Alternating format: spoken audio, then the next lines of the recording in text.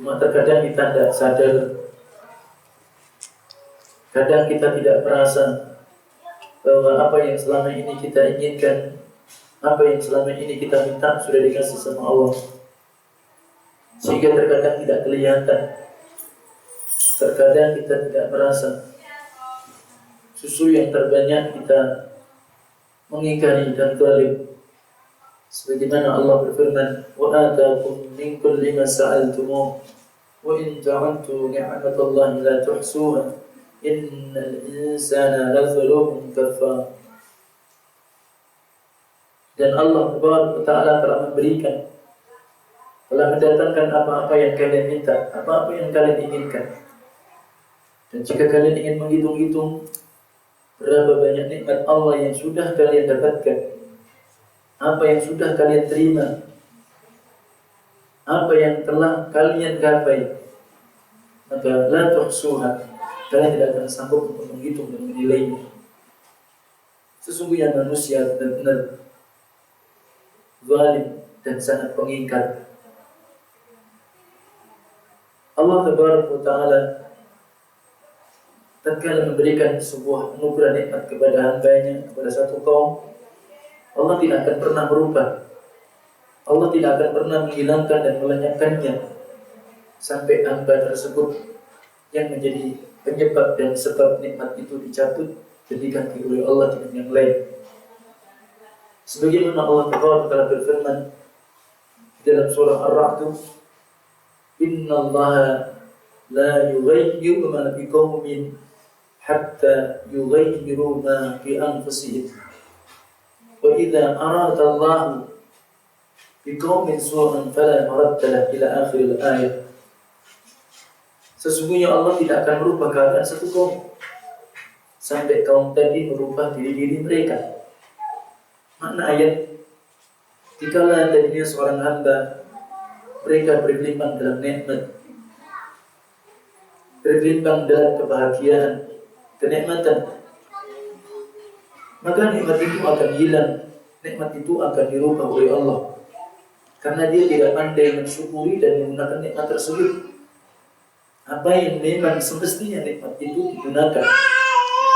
Jelas nikmat itu berarti apabila inginkan nikmat itu tetap ada, tetap kekal, demikian pula nikmat itu akan ditambah oleh Allah, maka dengan syukur dia kepada Allah Azza wa Jalla, dan syukur itu dia buktikan dia semakin dekat, dia semakin baik memperbaiki ibadah dia kepada Allah.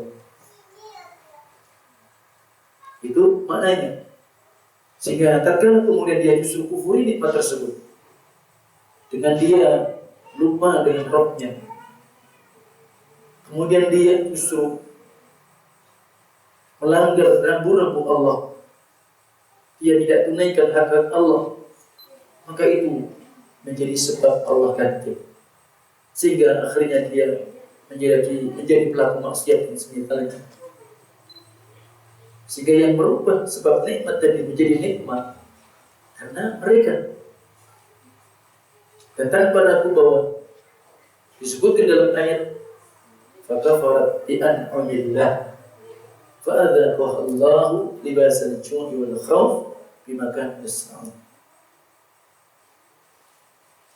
Karena sebab mereka kufur dengan nikmat Allah Tabaraka wa Ta'ala, dan kekufuran itu tentu jadi tidak bersyukur, ibadahnya kendor, dia lupa dengan Allah, perintah Allah dia remehkan, larangan dia langgar, perkara yang mustahab sunnah dia pula kemudian juga rendahkan dan remehkan, perkara makruh justru dia kemudian lakukan.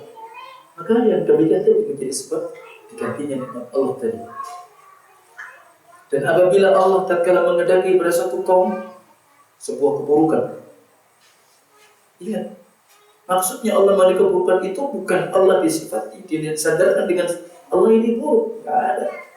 Karena seluruh sifat-sifat Allah adalah alia, seluruh sifat-sifat Allah adalah maha tinggi dan bersih dari seluruh berbagai macam sifat dari semua sisi. Sehingga sesuatu yang menimpa kalian sebab keburukan, maka itu pamit nafsi datang dari kalian. Kalau itu adalah musibah yang seperti kebaikan, maka itu adalah datang dari Allah Taala.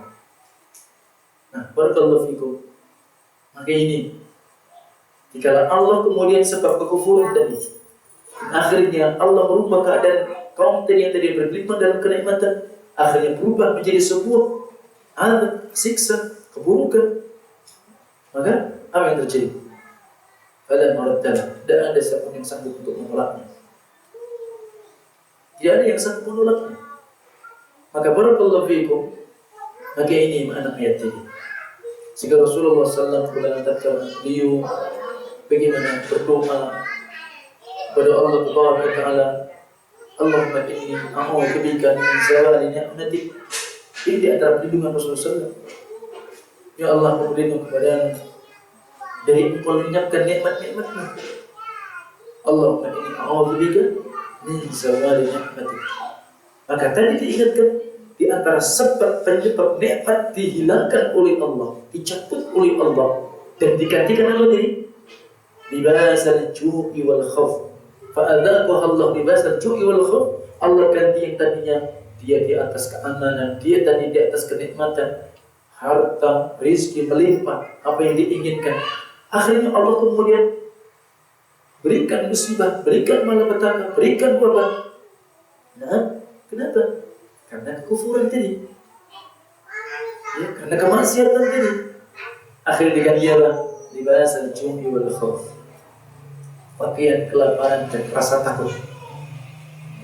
Barakallahu fiikum. Tentang apa yang terjadi di masa-masa kita, wabah ini menjadikan orang khawatir, takut. Dan awal-awal tatkala pandemi ini, bagaimana rasa takut yang terjadi. Dan itu seseorang takut dengan penyakit yang menular, itu TBI. Seseorang itu takut dengan yang namanya binatang buas, itu takut TBI. Karena Rasul juga menyatakan bagaimana tentang penyakit yang menular dalam riwayat Muslim, fir minal majdumi firaraka minal asad. Kalian menjauh dan kalian lari, kalian menghindar dari penyakit kusta, penyakit yang menular, seperti kalau kalian lari dari binatang buas sebagaimana harimau. Secara tabiat manusia takut dengan binatang buas. Tidak ada orang ngomong, saya berani sama harimau. Kecuali kalau harimau peliharaannya mungkin. Tapi secara tabiat, binatang buas itu manusia takut. Sama dengan manusia takut dengan api. Karena api tabiatnya membakar. Tidak ada, aku berani sama api. Ini hal-hal yang tidak mungkin keluar dari tabiat. Orang bilang, saya berani sama pisau, saya berani sama tembak. Ini semua keluar dari tabiat dunia. Sehingga barakallahu fikum, itu tadi ternyata ayat itu demikian itu. Sehingga Rasulullah SAW pula berlindung kepada Allah dari dihilangkannya apa tadi? Nikmat. Allahumma inni a'udzubika min zawali ni'matik wa tahawuli afiyatik. Dan ya Allah, aku berlindung kepadamu ya Allah dari engkau ganti, engkau rubah yang tadi aku ini dalam keadaan sehat afiat menjadi penyakit berpenyakit. Rasulullah SAW Rasul berlindung juga begitu. Kita tahu sakit itu makhluk, penyakit makhluk, wabah itu makhluk Allah. Allah boleh yang menurunkan, Allah juga akan turunkan obatnya. Tapi pasti ada sebab. Pasti ada sebab. Saya berikan contoh misalkan penyakit dengan berdarah sebabnya jelas. Kenapa? Sudah jelas secara medis. Pasti ada sebab. Dan pasti Allah telah mentakdirkan sebuah takdir ketetapannya. Seperti dicatat di Lauhil Mahfuz, pasti di situ ada sebab. Sehingga manusia bisa ambil ibrah, manusia bisa menjauh, menghindar dan sebagainya. Walaupun akhirnya wabah, musibah, penyakit itu bisa menjadikan orang mati. Itu pun dengan takdir Allah Taala. Nah ini, maka barakallahu fikum, jangan sampai apa yang di depan kita jelas-jelas terjadi secara kemudian medis dan sebagainya jelas itu terjadi, walaupun kita nggak tahu wabah penyakit, ada wabah penyakit yang memang jelas, flu jelas, batuk jelas, tapi corona sampai lihat gambar gerigi-gerigi gitu, Allah juga nggak tahu, Anda juga nggak tahu. Yang jelas corona ini ada, tapi bentuknya kayak apa, wallahu a'lam. Orang wafat meninggal karena corona ada, bukan ada. Maka jangan bilang konspirasi. Siapa yang bikin konspirasi? Kok kuat duitnya sampai berapa banyak dia? Berapa triliun duit dia yang menghabiskan kalau memang ini konspirasi? Kalau hanya konspirasi berarti mungkin orang ngomong Saudi bisa dibohong. Masuk haji yang syiar Islam jadi tutup. Maka jangan mengikuti berita-berita yang tidak jelas, tidak karuan. Jelas aja. Maka teriak, nanti pakar dokter gunakan teriak. Dokter Tirta, seorang mu'alaf, wallahu a'lam, nah taunya begitu, ya kan? Dia juga secara ras dia Chinese, orang Jogja, dia juga kena, ya kan? Pak Novel Baswedan juga kena. Ya sudah, gimana lagi mau apa? Dan buktinya di Bali 8 kabupaten, ya Allah, memang dianggap seperti itu. Ya, apa ini masalahnya? Ya kan? Kalau memang barakallahu fikum kita berusaha satu teriak, kita juga mengikuti protokol yang apa yang disampaikan sama medis, memang dia ahlinya kok. Jadi kalau bicara corona yang jual sayur, maaf, tidak nyinggung jual bubur, repot nanti. Maaf loh ya, jangan baper. Yang jual bubur jangan baper, yang jual sayur jangan baper. Pasti tidak niat nyinggung juga ada apa-apa. Artinya apa? Kalau itu bicara ini bukan bicaranya berat ini. Nabi ingatkan dalam hadis dalam Bukhari, "Idza wusida al-amru ila ghairi ahli fantadhirsam." Kalau masalah itu, permasalahan itu diserahkan bukan pada ahlinya, apa yang terjadi kata Nabi? Tunggu kehancurannya. Kalau semua orang ngomong, itu repot urusannya. Jadi yang terjadi. Sehingga Nabi tidak berlindung. Watahawuli afiyatin, dari engkau ganti rubah kesehatanku tadi aku jadi sehat, afiat menjadi berpenyakit. Ya, wafujaati nikmatik, dan aku berlindung kepadamu ya Allah dari segeranya azabmu. Artinya azab yang sekonyong-konyong datang, kita tidak pernah menduga. Nah ini, ya. Dan kemudian wajami isakhatik, dari semua kemurkaan ya Allah. Ingat, barakallahu fikum. Bicara tentang wabah, bicara tentang penyakit. Kalau dulu di masa Rasulullah pernah terjadi namanya ta'un. Ya, wabah ta'un. Itu sudah kita kenal loh. Cuma ta'un itu jelas. Kalau dulu beda dengan zaman kita. Alatnya tidak secanggih hari ini. Demikian. Hari ini ya perkaranya kemudian begini, ada rapid, ada kemudian apa lagi, sumpah dan senjatanya, itu perkara urusannya dia. Wah ini begini, apa ini antum ngurusnya begitu, habis waktu antum. Ini begini begitu kan, antum dapat apa ngurusin? Dalam profesi antum kul ya mulala syikilatin. Kata Allah, masing-masing berbuat pada bidang masing-masing. Kalau memang kita profesinya guru yang ajar lah, sibuk jadi guru, seorang guru yang baik, kan begitu. Memang sibuknya bisnis yang benar. Walaupun kondisi lockdown ya sudah banyak yang bisa. Satu sisi banyak yang dimanfaatkan. Dia dianggap terpuruk aja. Satu sisi memang ada yang kurang, satu sisi ada yang masuk ditingkatkan ekonominya oleh Allah. Ya, Anda tadi cerita di mobil, pedagang bunga. Kalau dia punya stand begini-begitu seperti kerobokan di Samur, seperti kan tahu kan, hanya lintas kalau villa buka, kalau hotel buka kan begitu. Nah hari ini sementara tutup, tapi ternyata ada lagi yang sekarang apa? Bisnis bunga lewat online. Bayangkan antum, masya Allah, Allah berikan kemudahan rezeki buat dia. Antum tahu bunga yang dari apa? Pot itu dicampur, gini hilang itu, dibungkus sampai Papua laku. Dia ada bentuk rezeki Allah keluar kota dalam kondisi seperti ini. Artinya apa? Kita nggak boleh loyo, kita nggak boleh semakin terpuruk. Terus semangat. Antum masa lupa rezeki ya, atau yang rezeki antum dikurangi oleh Allah.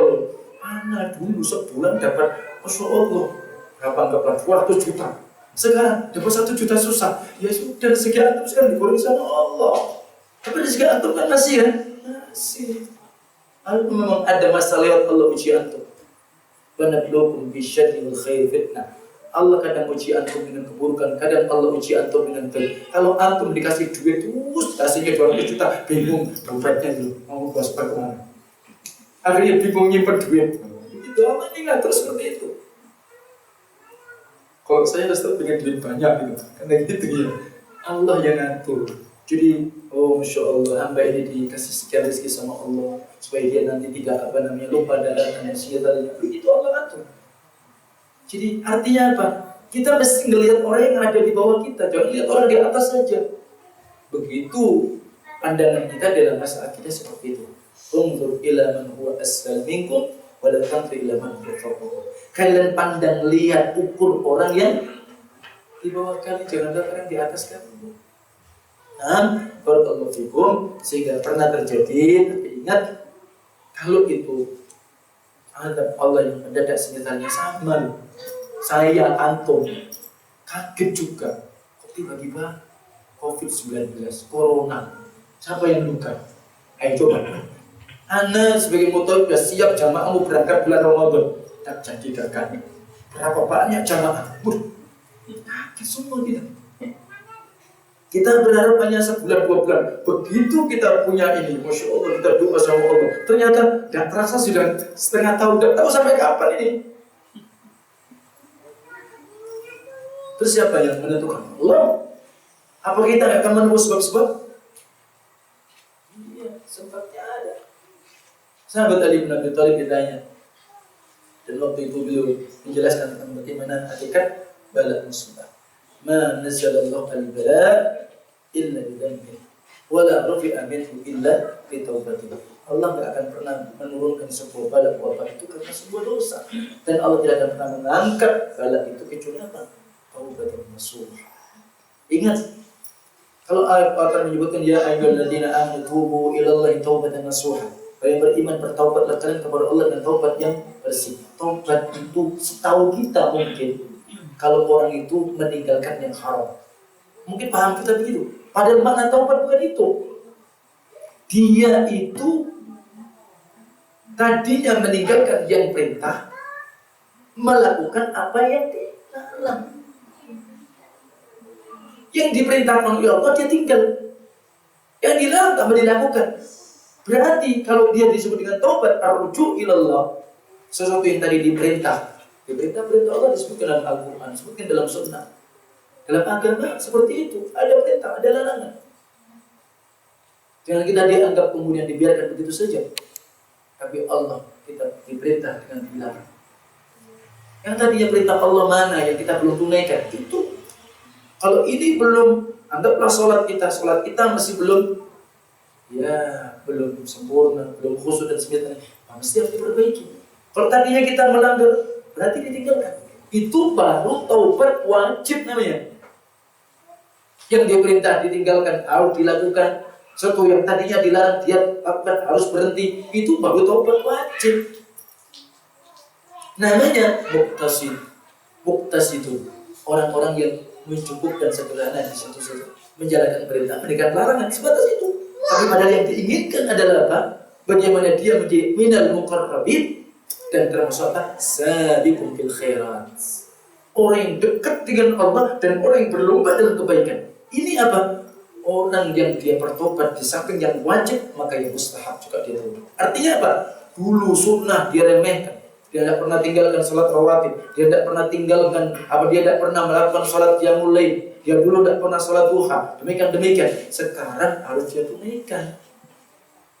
Sesuatu yang makruh dianggap makruh, biasa disepelekan. Itu ditinggalkan. Itu baru namanya apa? Minal muqarrabin. Ya, as-sabiqun atau disebutkan sabiqun bil khairat. Orang yang berlomba-lomba dalam kebaikan. Ini namanya yang diinginkan taubat itu. Maka sebenarnya taubat itu mungkin menurut pandangan secara umum seseorang itu kalau dia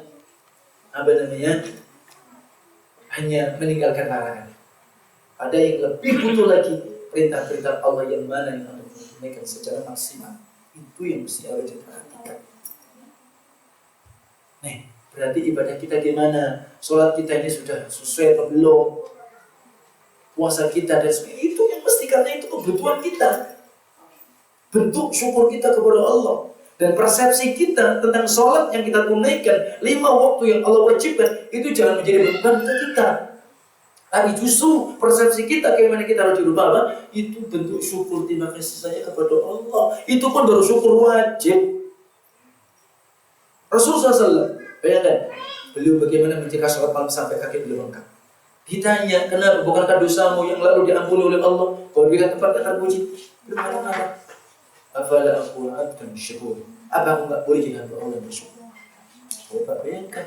Kalau yang wajib yang ditanya. Tapi ini Rasul sallallahu alaihi wasallam. Kita enggak ada apa-apanya. Makanya kita jangan berbangga. Oh iya, saya alhamdulillah sudah ini dan itu. Belum apa-apa kita. Jangan sampai berhenti di situ. Tapi kalau ibadah, kalau ilmu, jangan lihat orang di bawah kita. Kita jadi angkuh, kita jadi ujub nanti. Tapi lihat orang di atas kita. Begitu tentang ibadah. Itulah dengan apa? Dengan amal, dengan ilmu. Ada pun tentang harta, apa yang kita miliki, lihat orang di bawah kita. Supaya kita pandai bersyukur kepada Allah. Perhatikan tentang Taqun. Maka Rasul mengatakan apa? Adab yursiluhu ala man yasha' rahmatan lil mu'minin. Sebagai adab yang Allah kirimkan bagi siapa yang Allah kehendaki dan rahmat itu orang yang beriman. Artinya apa? Akan menjadi adab untuk orang kafir. Teguran bagi orang yang lalai. Nah, ini mudah-mudahan ini teguran kita banyak lalai. Ya, serta rahmat bagi hamba Allah yang beriman. Sehingga oleh sebab itu, bagaimana kita sholat kita? Kalau kita ini sholat sudah dipanggil, kita masih nambuhkan ke belum? Kita lebih dulukan yang lain atau bagaimana? Bagaimana mungkin Allah yang beri nikmat kepada kita, Allah yang kasih kita, memberikan apapun kita tunda, yang duluan kita dulukan. Ini berarti bagaimana mungkin kita akan mendapatkan kenikmatan keberkahan dari Allah Taala. Berarti mindset kita harus dirubah. Kalau memang betul-betul kita menjadi seorang mukmin yang sejati, sehingga ketika Allah yang kita cintai, karena kita mengatakan apa? Bahwa seorang mukmin adalah kecintaannya kepada Allah lebih. Ya? Jadi seperti itu. Maka oleh sebab itu, jika kemudian sudah dipanggil oleh Allah dengan kalimat Allahu Akbar, namanya apa? Al-i'lam atau al-i'lam bidukhuli waqtis shalah. Sebagai tanda-tanda sudah masuknya waktu sholat dengan adzan, bentuk zikir kepada Allah. Allah yang Maha Besar, semuanya berarti kecil. Ini coba, saya sama antum ini termasuk bentuk yang kita harus koreksi ada pada kita. Kita kira-kira yang lebih besar yang mana dulu? Allah kan ada yang lain. Nah, perbanyaklah istighfar.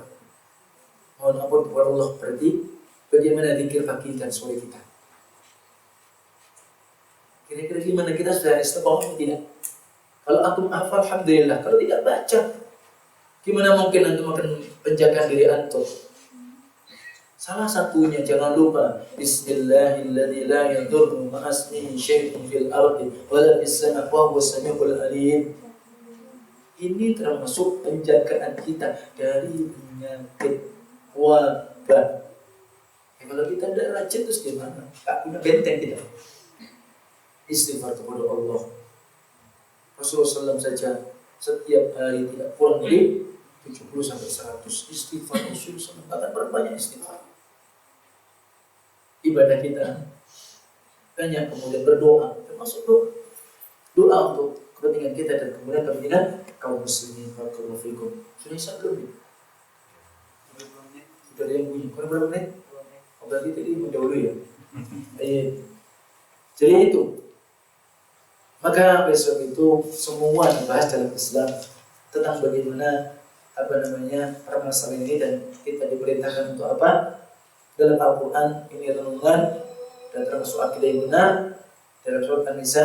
Wa idza ja'ahum amrun minal amni awil khawfi adha'u bihi wa law radduhu ila ar-rasuli wa ila ulil amri minhum la'alimahu alladhina yastanbitunahu minhum walaula fadlullahi 'alaikum wa rahmatuhu lattaba'tum asy-syaitana illa qalila.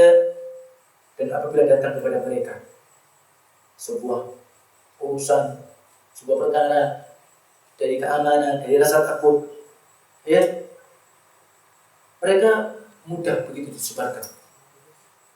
Artinya tidak tabayun dulu, tidak dicek dulu. Jadi itulah waktu Rasulullah SAW pernah mengilah istri-istrinya. Sudah perintahnya Rasul menceraikan istri-istrinya, heboh. Umar tidak semudah itu ingin ketemu Rasul SAW. Bagaimana kebenarannya? Ternyata enggak, hanya mengira, belum bicara. Hanya Rasul niat untuk tidak mengumpul istrinya selama 1 bulan. Tapi beritanya, ini kaum ini begitu, baru ada berita langsung. Ya, walau radduhu ila Rasul. Dan seandainya mereka yang mau membalikan tanyanya kepada Rasul, wa ila ulil amri minhum. Dan kepada siapa? Ulil amri minhum, pemimpin dan ulama di antara mereka. Kalau antum diberita ati Allah wa ati Rasul ulil amri minkum, antum lihat misalnya dalam tafsir At-Tabari, di sana umara terjemahannya, artinya tafsirnya. Kemudian as-salatin, penguasa. Di sana ahlul fiqh, ya, alim, di antaranya ulama itu lain, ya. Seandainya mereka kembalikan perkara tadi, apakah aman, sudah aman atau belum, masih mengkhawatirkan, rasa yang mengerikan dan semidalnya, dia tanya kepada Rasul, dia kembalikan kepada ahlinya, ya kan? Maka apa? Sungguh mereka akan tahu bagaimana hasil yang tentu kebenarannya yang lebih banyak maslahatnya, bukan mudaratnya. Seandainya tidak karena karunia Allah atas kalian dan rahmatnya, sungguh kalian akan mengikuti syaitan secara umum kecuali yang sedikit. Kata Syekh Abdul Rahman As-Sa'di, dalam ayat ini terdapat kaidah adab bahwa ketika ada suatu permasalahan hendaklah diserahkan kepada ahli di bidangnya, tidak mendahului mereka. Kenapa? Karena ingin mendekati kebenaran dan lebih selamat dari kesalahan. Lebih-lebih dalam perkara apa? Ini untuk kepentingan kemaslahatan ammah. Bukan kemudian justru membuat opini-opini pribadi. Kalau andai kata antum dapat opini pribadi dan itu belum jelas, untuk diri antum sendiri, tetap kembalikan kepada yang ahli. Itu maknanya begitu. Sama tadi. Bagaimana harus bagaimana, maka ini tetap kita ikuti.